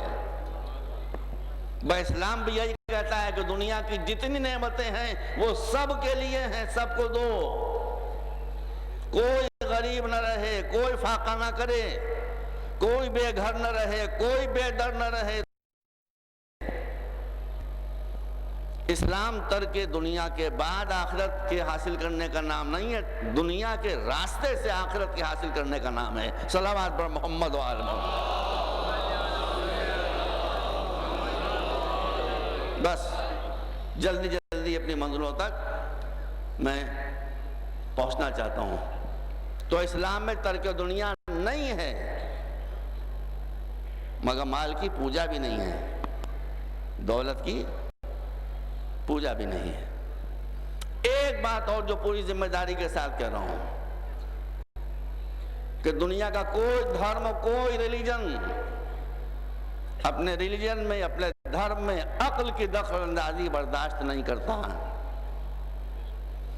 ایک سوال مجھ سے کیا گیا تھا، میں اب تک جواب نہیں دے سکا تھا، سوال بہت طولانی مگر وقت کم ہے، میں 1 منٹ میں اس کا جواب دے کے ایک ہی بات، ایک گوشہ پیش کر جو آگے بڑھ جاؤں گا۔ گیلیلیو نے، جو بڑا مشہور سائنٹسٹ تھا، کرسچینٹی کیوں چھوڑا؟ کیوں چھوڑ دیا اس نے؟ عیسائیت کیوں چھوڑا؟ اس نے کہا خدا کے لیے مجھے کوئی یہ سمپل بات بتا دے، ایک اور ایک مل کر 2 ہوتے ہیں یا ایک اور ایک مل کر 1 ہوتا ہے؟ بتائیے، ایک اور ایک مل کر 2 ہوتے ہیں نا، اور ایک اور ایک اور ایک مل کر 3 ہوتے ہیں یا 1 ہوتا ہے؟ 1 ہوتا ہے۔ عیسائیت کیا کہتی ہے کہ روح القدس اور خدا اور عیسیٰ مل کر 1، 3 میں 1 اور 1 میں 3۔ تو وہ کہتا تھا کہ مجھے آپ اتنی بات سمجھا دیجئے کہ یہ کیسے ممکن ہے کہ 1 اور 1 اور 1 1 ہوں، آپ مجھے بتا دیجئے، میں عیسائی رہوں گا۔ اور اگر آپ نہیں سمجھا سکے تو میں ایسے ایبسرڈ عقیدے کو قبول کرنے پر تیار نہیں ہوں۔ دیکھ لیا نا آپ نے، ان کا نہیں، اگر تم عیسائی ہو تو سمجھ میں آئے چاہے سمجھ میں نہ آئے، مانو اس کو۔ اس نے کہا میں یہ نہیں کرتا، جو بات عقل کے خلاف ہے اس کو ماننے کے لیے میں تیار نہیں ہوں۔ وہ صاحب جنہوں نے مجھ سے سوال کیا تھا وہ لمبی بات تھی، اب موقع نہیں ہے، لیکن بس میں اتنا سا عرض کر دوں، ہندو دھرم میں تناسخ کہا بھی تھا میں نے ایک مجلس میں، آواگمن، ٹرانس مائگریشن آف سول۔ بس ایک بات سن لیجیے، وقت نہیں ہے۔ دہلی میں بہت بڑا جلسہ ہو رہا ہے تال کٹوریا اسٹیڈیم میں، بہت مشہور وہاں کا اسٹیڈیم ہے، انڈور اسٹیڈیم ہے، تال کٹوریا اسٹیڈیم۔ اس میں جلسہ ہو رہا تھا، ہزاروں کو مجمع تھا۔ ایک بہت بڑے مہاتما وہاں ایسی موضوع پر بھاشن دے رہے تھے، تقریر کر رہے تھے، اور بتا رہے تھے کہ آدمی اگر گناہ کرتا ہے، پاپ کرتا ہے، تو اس کی روح کسی جانور میں چلی جاتی ہے، بھیڑ میں چلی گئی، بکری میں چلی گئی، شیر میں چلی گئی، کتے میں چلی گئی، گدھے میں چلی گئی، جو پرماتما نے چاہا وہاں اس نے اس کو ٹرانسفر کر دیا۔ یہ بتا رہے تو لوگ، اور بڑی مدلل تقریر کر رہے تھے۔ دیکھیے انہی کے جلسے میں ایک ہندو ہی نوجوان پڑھا لکھا وہ کھڑا ہو گیا، اس نے کہا میں آپ سے صرف ایک سوال کرنا چاہتا ہوں مہاتما جی۔ اب اس نے ہندی میں پوچھا، میں کیا ہندی پڑھوں، آپ اردو میں کہہ رہا ہوں۔ کہا میں آپ سے مہاتما جی ایک سوال کرنا چاہتا ہوں، اس کا جواب دے دیجئے۔ کہنے کرو۔ کہا سوال یہ ہے کہ یہ بتائیے کہ آپ سے 200 برس پہلے پاپ زیادہ ہوتے تھے یا آج زیادہ پاپ ہو رہے ہیں؟ اس وقت زیادہ گناہ ہوتے تھے یا آج زیادہ گناہ ہو رہے ہیں؟ وہ سمجھے نہیں کہ بات کہاں جا رہی ہے۔ انہوں نے کہا دیا کہ آج پاپ بہت زیادہ ہو رہے ہیں، آج گناہ بہت زیادہ ہو رہے ہیں۔ تو اس نے کہا کہ آپ کا فلسفہ تو یہ بتاتا ہے کہ جب آدمی گناہ کرتا ہے تو اس کی روح کسی جانور میں ٹرانسفر کر دی جاتی ہے، تو آج جب گناہ زیادہ ہو رہے ہیں، پاپ زیادہ ہو رہے ہیں، تو آدمیوں کی تعداد گھٹنا چاہیے، جانوروں کی تعداد بڑھنا چاہیے، اور یہاں عالم یہ کہ آدمیوں کی تعداد بڑھتی جا رہی ہے۔ وہ کوئی جواب نہ دے سکے، کوئی جواب نہ دے سکے، اور خاموش ہو کر بیٹھ گئے۔ سمجھ رہے ہیں آپ؟ اسلام میں کوئی ایسی بات نہیں ہے، کوئی ایسی بات نہیں ہے کہ جس میں جو عقل کی کسوٹی پر پوری نہ اترتی ہو۔ اور یہ صرف اسلام ہی ہے، جیسا کہ بار بار میں آپ کے سامنے کہہ رہا ہوں، چونکہ ضرورت کا تقاضا ہے۔ دوسرے دین یہ کہتے ہیں کہ ہم کو ماننا ہے تو عقل کو الگ ہٹا کر کنارے بٹھا دو۔ اسلام کہتا ہے کہ تم نے اگر عقل کو الگ ہٹا کر کنارے بٹھا دیا تو دین کو کنارے بٹھا دیا۔ سارے مذہب بہت اچھے ہیں، سب مذہب بہت اچھے ہیں، لیکن دوسرے مذہبوں میں اور اسلام دین میں فرق یہ ہے، انسانوں، میں کسی پر کبھی کوئی سخت بات نہیں کہنا چاہتا، مگر سن لیجئے اور سمجھ لیجئے، دوسرے دینوں میں، دھرموں میں اور اسلام میں فرق یہ ہے کہ ہر دھرم اور مذہب اور ریلیجن انسان کی وہ صفت کے جو اس کو جانور سے الگ کرتی ہے، عقل، اس کو استعمال کرنے کی اجازت نہیں دیتا۔ اسلام عقل کو استعمال کرنے کی اجازت نہیں دیتا، بلکہ عقل کو استعمال کرنے کا حکم دیتا ہے۔ وہ کہتا ہے کہ تمہارے پاس اگر عقل نہیں ہے تو تمہارے پاس دین نہیں ہے۔ اس کا مطلب ہے کہ مجبوراً مجھے کہنا پڑ رہا ہے کہ دوسرے مذاہب انسان کو جانوروں کے کٹہرے میں لا کر بٹھانا چاہتے ہیں، اسلام انسان کو انسان بنانا چاہتا ہے۔ اس لیے وہ یہ کہتا ہے کہ تمہارے پاس اگر عقل نہیں ہے تو تمہارے پاس دین نہیں ہے۔ بس آخری بات، جو خصوصیت ہے اسلام کی، آپ مجلس حسین میں بیٹھے ہیں، آپ انصاف سے دیکھیں کہ میں صحیح کہہ رہا ہوں یا غلط، وہ ہے قرآن کی آیت کہ یا ایھا الناس انا خلقناکم من ذکر و انثی وجعلناکم شعوبا وقبائل لتعارفوا ان اکرمکم عند اللہ اتقاکم۔ ہم نے تم کو پیدا کیا الگ الگ نسلوں میں، الگ الگ قبیلوں میں، الگ الگ صورتیں، الگ الگ شکلیں، الگ الگ رنگ، مگر یہ صرف اس لیے کہ ایک دوسرے کو پہچانو۔ فضیلت نہیں ملتی گورے کو کالے کے اوپر، فضیلت نہیں ملتی ہے وائٹ اسکن کو بلیک اسکن کے اوپر۔ ہم نے سب کو برابر سے پیدا کیا ہے، all are equals، سب بالکل برابر ہیں۔ اونچا اٹھانا خود تمہارا کام ہے اپنے آپ کو۔ اگر تمہارا کردار پاکیزہ ہے، اگر تم بکاؤ مال نہیں ہو تو تمہاری قیمت ہے۔ اپنی قیمت تم خود بڑھاؤ، یہ دنیا میں کہیں نہیں۔ یہ مجلس حسین ہے۔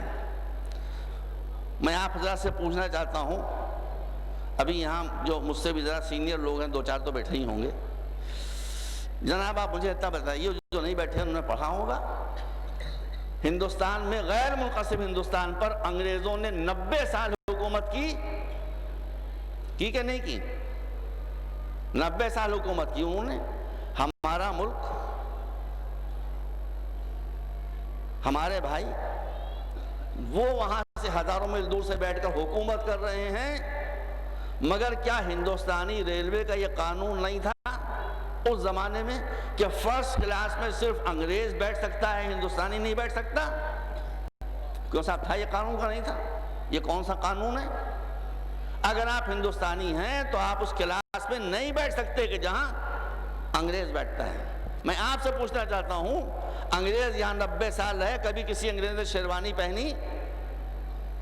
کسی انگریز نے شلوار پہنی؟ کبھی کرتا پہنا؟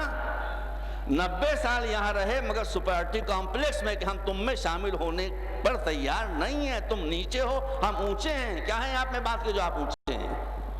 آپ میں ایک ہی بات ہے کہ آپ چور ہیں، آپ ڈاکو ہیں، آپ ہمارے ملک کی دولت لوٹ کر لے جا رہے ہیں، اور آپ میں کیا کون سی ایسی خاص بات ہے؟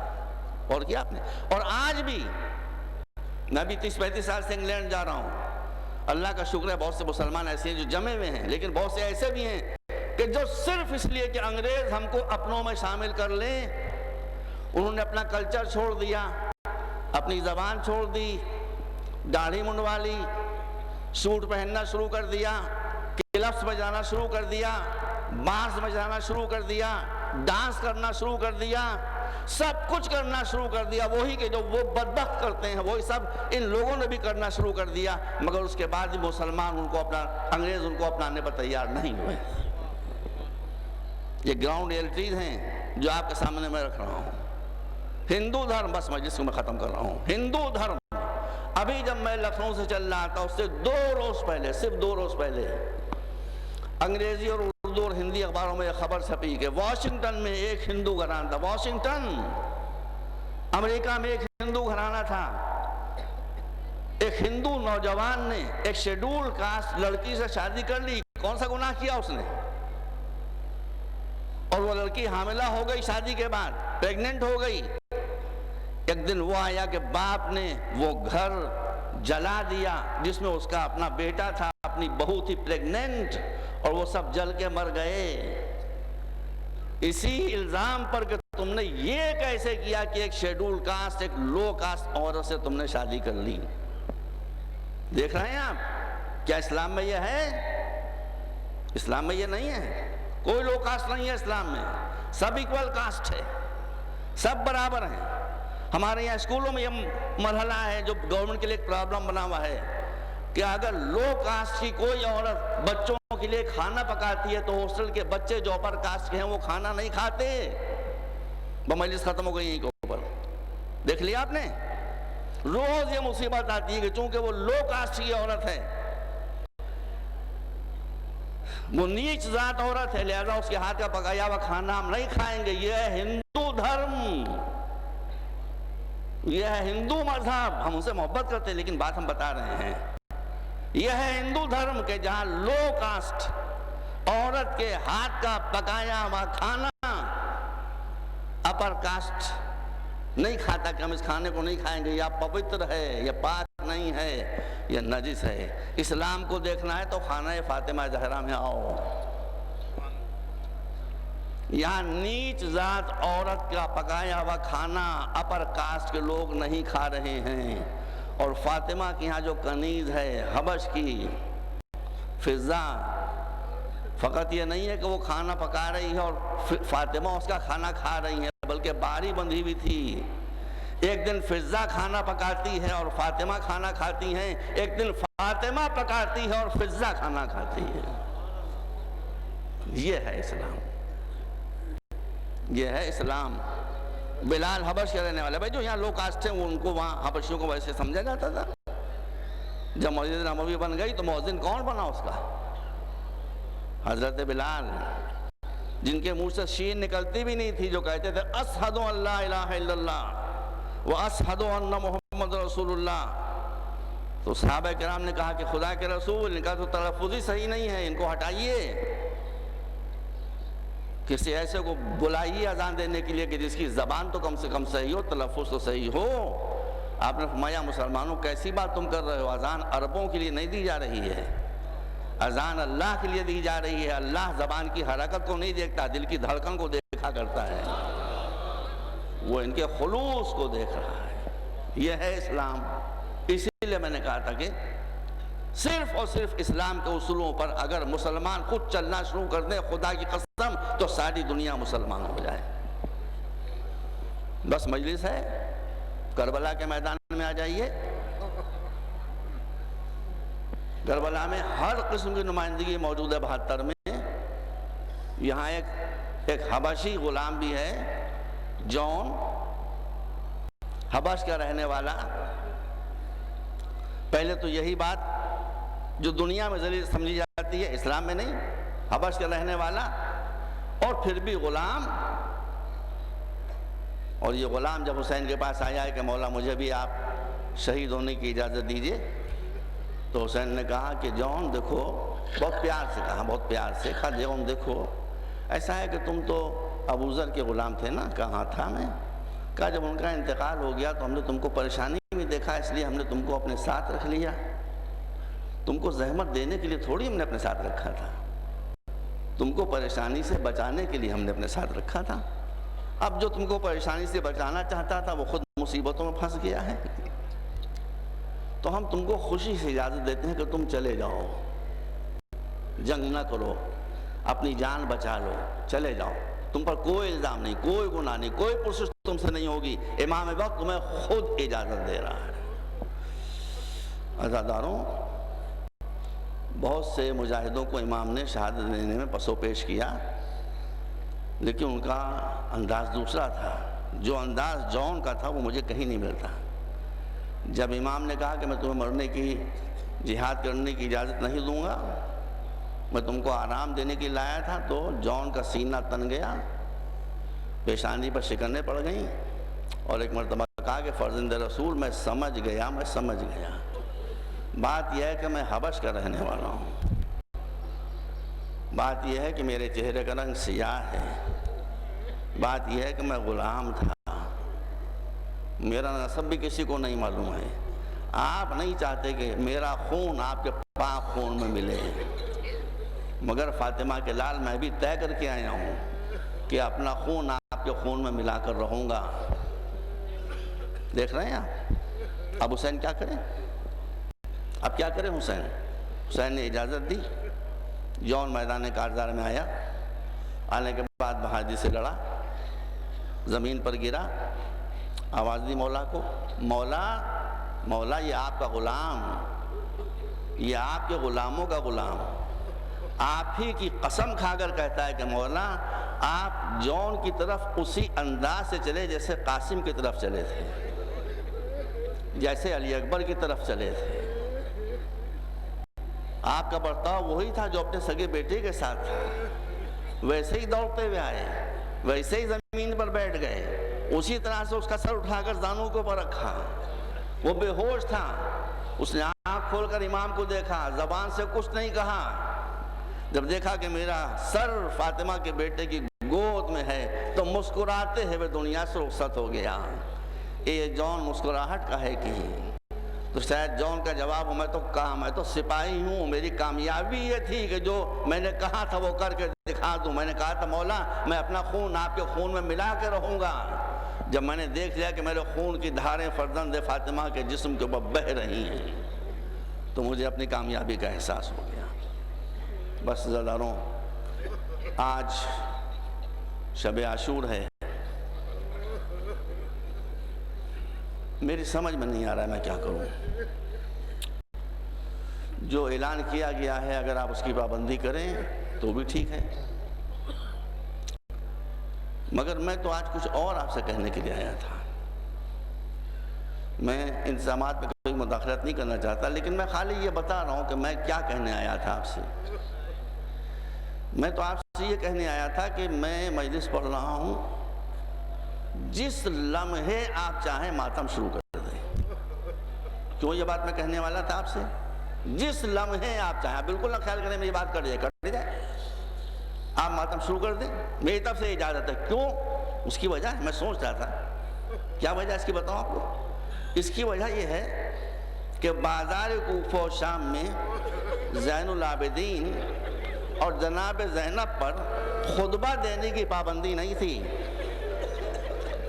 امام زین العابدین نے بھی جب چاہا خطبہ دیا، بی بی زینب نے بھی جب چاہا خطبہ دیا، لیکن ماتم کرنے کی پابندی تھی، اس لیے کہ ہاتھ پر سے گردن سے بندھے ہوئے تھے۔ تو یہ ماتم زینب کی حسرت ہے،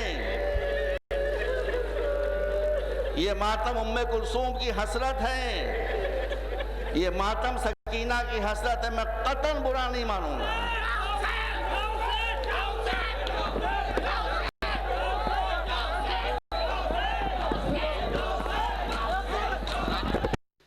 وہ شام غریباں، وہ تیرگی، وہ زینب حزین، وہ حفاظت خیام کی، آیا وہ ایک سوار قریب خیام شاہ، بیٹی علی کی غیظ میں سوئے فرس بڑھی، الٹی نقاب چہرے سے اپنے سوار نے، پیش نگاہ زینب مظلوم تھے علی، ہر چند صابرہ تھی بہت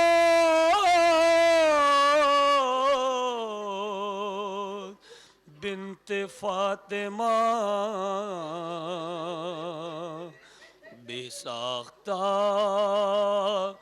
زباں پہ یہ فریاد آ گئی، زینب نے کہا باپ کے قدموں سے لپٹ کر اب آئے ہو بابا، جب لٹ گیا پردیس میں اماں کا بھرا گھر، اب آئے ہو بابا، بابا اگر آنا ہی تھا خالق کی رضا سے، اس وقت نہ آئے جب خاک پا دم توڑ رہا تھا میرا اکبر، اب آئے ہو بابا، کٹ کٹ کے گرے نہر پہ جب بازوئے عباس، اور کوئی نہ تھا پاس، اس وقت صدا آپ کو دیتا تھا دلاور، اب آئے ہو بابا، جب فرش زمیں بام فلک لرزا بجاں تھے، اس وقت کہاں تھے جب باپ کے چلو میں تھا خون علی اصغر، اب آئے ہو بابا، جب بھائی کا سر کٹا تھا میں دیکھ رہی تھی، حضرت کو صدا دی، سر کھولے ہوئے روتی تھی میں خیمے کے در پر، اب آئے ہو بابا، جب لوگ بچا لے گئے لاش شہداء کے، حق اپنا جتا کے بس ایک تنے شبیر تھا پامالی کی زد پر، ہائے بس ایک تنے شبیر تھا پامالی کی زد پر، اب آئے ہو بابا، جب بالی سکینہ کے گوہر چھینے گئے تھے، لگتے تھے تماچے حسرت سے مجھے دیکھتی تھی بانوئے مزتر، اب آئے ہو بابا، جب شام کے قزاق ہمیں لوٹ رہے تھے، خیموں کو جلا کے گئے ہوتے تو نہ چھنتی میری چادر، اب آئے ہو بابا، کیا آپ نے فردوس سے یہ دیکھا نہ ہوگا، کیا حشر بپا تھا جب پشت سے بیمار کی کھینچا گیا بستر، اب آئے ہو بابا، ایک رات کے مہمان ہیں پھر قید سلاسل، اب آنے سے حاصل بازار میں ہم صبح کو جائیں گے کھلے سر، اب آئے ہو بابا، شاہد رخ حیدر پا بکھر جاتے تھے آنسو، جب کھول کے گیسو چلاتی تھی زینب میرے بابا میری چادر، ہائے چلاتی تھی زینب میرے بابا میری چادر، اب آئے ہو بابا، جب لٹ گیا پردیس میں اماں کا بھرا گھر،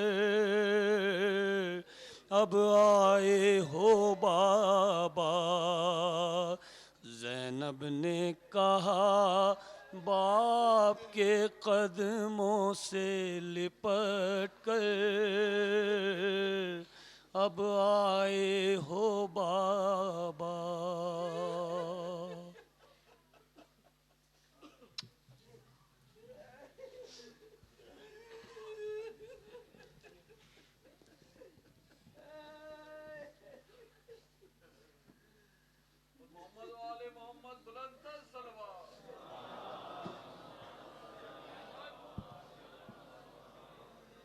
محمد و آل محمد صلوات۔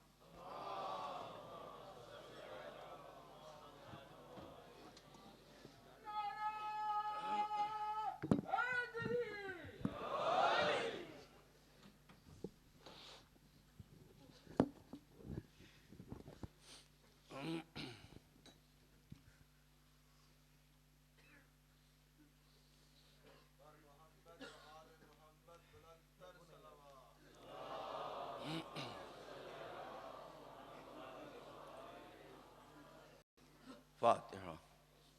بسم اللہ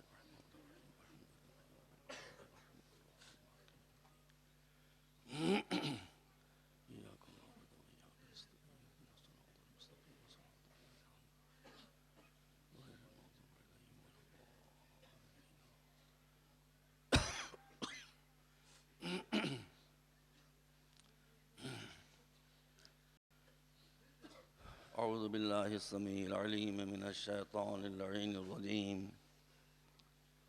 بسم اللہ الرحمن الرحیم، الحمد للہ رب العالمین،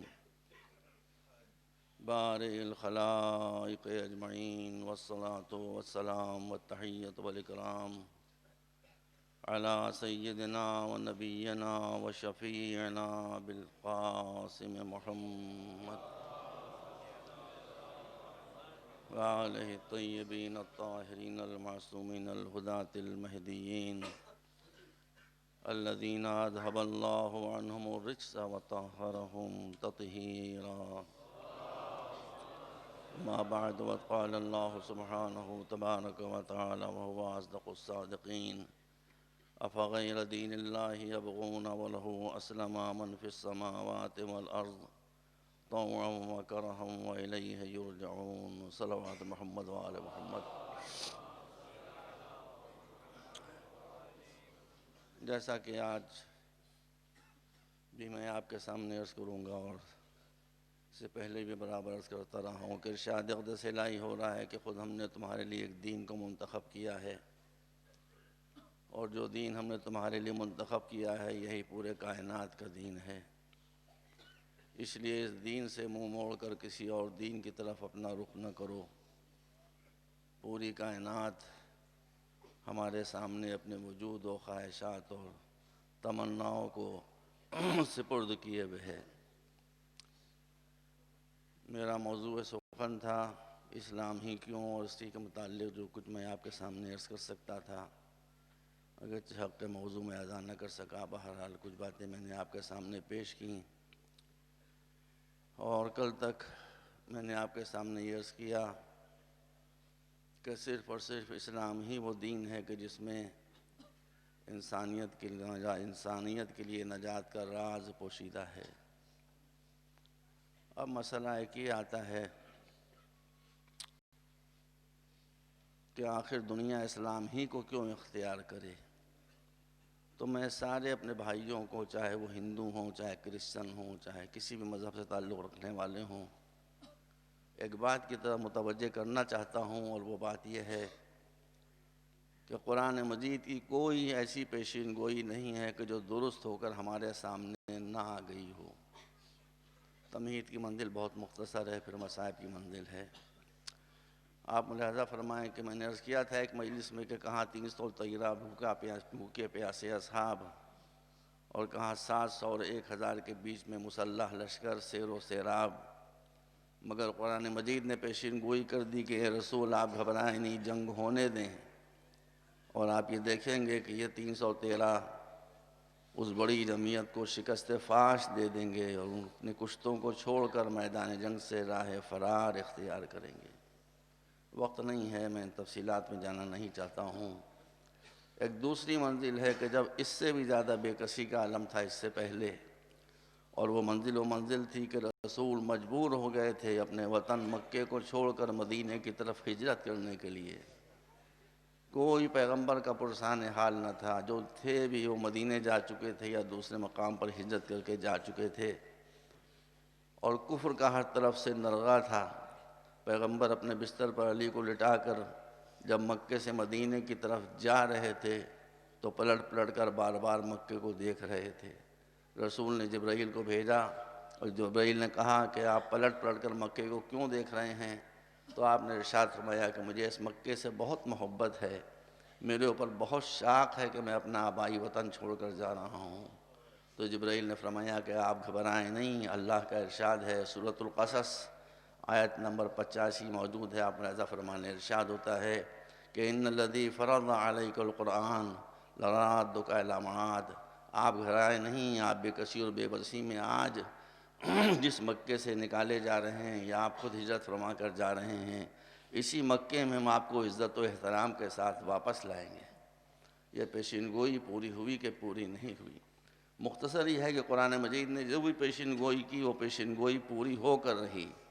اب اس نے دین اسلام کے بارے میں ایک پیشین گوئی کی ہے، اور وہ پیشین گوئی یہ ہے کہ هو الذی ارسل رسولہ بالہدی ودین الحق لیظہرہ علی الدین کلہ ولو کرہ المشرکون۔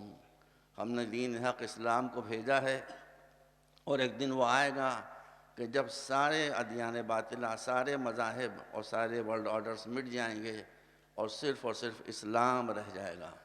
تو جب قرآن کی کوئی پیشین گوئی غلط نہیں ہوئی تو یہ پیشین گوئی بھی غلط نہیں ہوگی، اور دنیا کا آخری مذہب وہی ہوگا کہ جس کا نام ہے اسلام۔ تو جب اللہ کی طرف سے اسلام غالب ہو کر رہے گا تو جو دین غالب ہونے والا ہے اگر ہم اس کو ابھی سے قبول کر لیں تو یہ ہمارے لیے سب سے بہتر ہوگا۔ مگر یہاں پر ایک مسئلہ اٹھتا ہے، اور وہ مسئلہ یہ ہے کہ اسلام تو غالب ہوگا، مگر کون سا اسلام غالب ہوگا؟ اسلام کے تو مختلف ورژنز ہیں، اسلام کے تو مختلف انٹرپریشنز ہیں، اسلام کی تو مختلف تعبیریں ہیں، کون سا اسلام غالب ہوگا؟ میں کبھی کوئی ایسی بات نہیں کہنا چاہتا کہ جس سے کسی کی دل شکنی ہو، نہ اختلاف بین المسلمین میرا شعار ہے، لیکن اتنا ضرور عرض کروں گا کہ دین وہی مکمل ہوگا کہ جو اصلی ہے، دین وہی مکمل ہوگا کہ جو اوریجنل ہے، ناقص دین مکمل نہیں ہوگا، کامل دین مکمل ہوگا۔ اور دین اسی دن کامل ہوا تھا کہ جب غدیر میں کسی کی ولایت کا اعلان کیا گیا تھا۔ تو دین کا یہی ورژن ہوگا کہ جو اسی علی کے وارث کے ہاتھوں سے دنیا میں غالب ہوگا اور کامیاب ہوگا، اور سب لوگ سمٹ کر پرچم مہدی کے نیچے جمع ہو جائیں گے۔ ہم کو اسی دن کا انتظار ہے، اور اس دن کا انتظار اس لیے بھی ہے کہ وہ خون ناحق جو کربلا کی زمین پر بہایا گیا تھا، اس خون ناحق کا بدلہ بھی لینا اسی وارث خون شبیر کا کام ہے۔ بس ہزاروں بات ختم ہو گئی۔ آج عاشور کی تاریخ تھی۔ کل سے لے کر آج تک ہر عزادار دل کے اندر اور زبان سے دعائیں کر رہا تھا کہ میرے معبود 9 اور 10 محرم پاکستان میں خیریت سے گزر جائے۔ اللہ کا کرم ہے، اور ہم سب پاکستان گورنمنٹ کے انتہائی شکر گزار ہیں کہ اس نے اتنی ٹائٹ سیکورٹی کی کہ کہیں کے اوپر کوئی الحمدللہ ناخوشگوار واقعہ نہیں ہو سکا۔ اللہ ان سب کو اس کی جزائے خیر دے کہ جنہوں نے اس امن کے برقرار رکھنے میں حصہ لیا، ان کی تمنائیں پوری ہوں۔ حسین کسی کی خدمت کو نظر انداز نہیں کرتے ہیں۔ اس کا اجر دنیا اور آخرت میں ایسے لوگوں کو ضرور ملے گا۔ عزیزوں، آپ اتنی بڑی تعداد میں محفل شاہ خراسان میں شام غریباں کی مجلس سننے کے لیے جمع ہیں۔ آپ کے اجتماع کو دیکھ کر مجھے حسین کے دروازے کا سناٹا یاد آ رہا ہے۔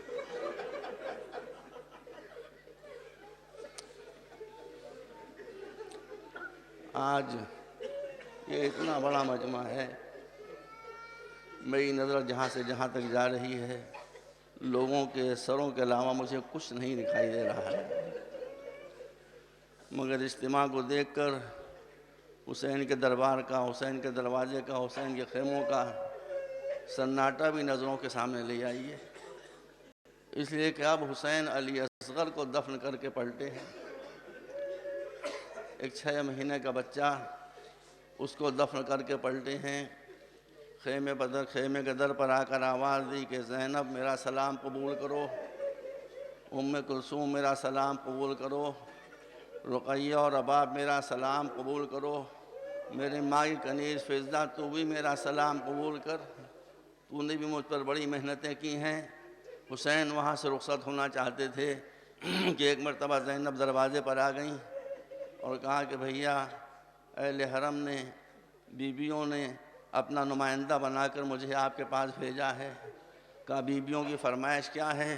کہا بیویاں یہ کہتی ہیں کہ اب اس کے بعد ہمیں آپ کی زیارت نصیب نہیں ہوگی، اس لیے ہم چاہتے ہیں کہ وہ جو یہاں ایک بڑا خیمہ نصب ہے اس سب میں ہم چلے جائیں اور آپ بھی تشریف لے آئیں، ہم درویہ صفیں بنا کر کھڑے ہو جائیں اور آپ ہمارے درمیان سے ایک مرتبہ گزرتے ہوئے چلے جائیں، تاکہ ہر بچہ اور ہر بیوی آخری مرتبہ آپ کی زیارت کر لے۔